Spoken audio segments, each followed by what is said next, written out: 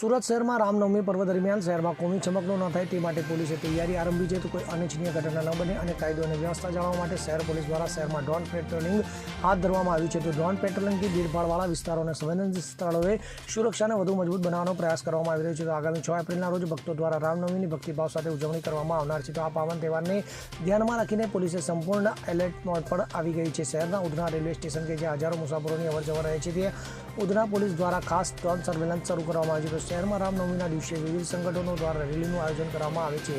આ રેલીના રૂટ પર કડક સુરક્ષા માટે પોલીસ દ્વારા ડ્રોન સર્વેલન્સ અને ગ્રાઉન્ડ પેટ્રોલિંગ હાથ ધરવામાં આવ્યું છે. તો ઉધના રેલવે સ્ટેશન અને તેની આસપાસ પોલીસ દળ સતત મોનિટરિંગ કરી રહ્યું છે, જેથી કોઈ ગડબડ ના થાય અને લોકો તહેવાર શાંતિપૂર્વક ઉજવી શકે. ત્યારે શહેરના પોલીસના અધિકારીઓએ પણ જણાવ્યું છે કે જો કોઈ શખ્સ ગેરકાયદેસર હરકત કરવાનો પ્રયાસ કરશે તો તેના વિરુદ્ધ કડક કાર્યવાહી કરવામાં આવશે.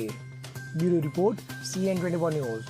હવે જુઓ દેશ દુનિયાની તમામ ખબરો તમારી આંગળીના ટેરવે.